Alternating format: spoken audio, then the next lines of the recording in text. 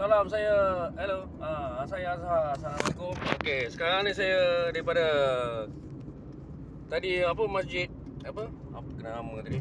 Tadi rehat daripada Bandar Tun Selesan. Tadi ride Grab tadi dia bagi salah.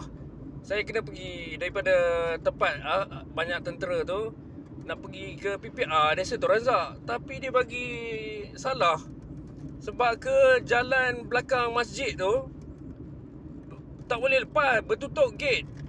Itu shortcut yang ada Petronas Petronas kosong tu, Petronas lama tu. Ikut celah tu ada lorong belakang rupanya. So kita ikutlah. Rupanya berpagar tak lepas. So Grab Map bagi salah lah. Apasal pula itu nak kena complain lah tu Grab Map bagi saya salah. Jangan saya cancel lah sebab ke tengah. Okay, lepas ni nak masuk next job baru, saya kena pergi ceras pula. Dalam berapa tadi? Dalam 10 minit ambil ceras business, tapi dapatlah RM18.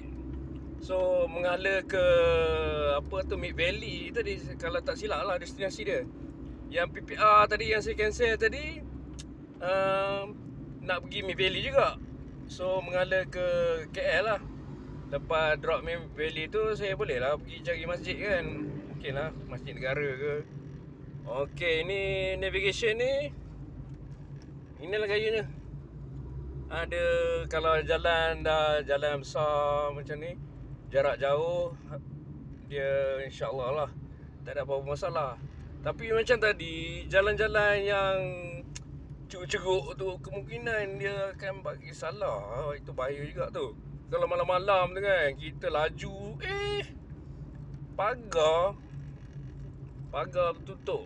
Memang tak boleh lah. Okay, bahaya lah. Okay, yang ni navigation Grab ada kan, ada kepala kat atas ni kan.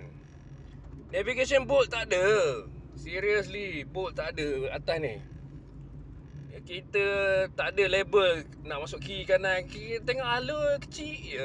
Yang saya buat video semalam mengenai pasal vote navigation. Saya terpaksa minta tolong passenger lah, tapi dalam masa perjalanan tu saya tak rakam apa-apa lah. Saya cuma buat video komentar apa yang sudah terjadi. Jadi passenger yang tolong saya, macam ni kiri kanan bang. Itulah Bolt. Apalah dia punya navigation. Yang Grab ni pun ada juga dia punya tu ralat. Okey, macam ni kena masuk kiri. Okey, nanti saya sambung.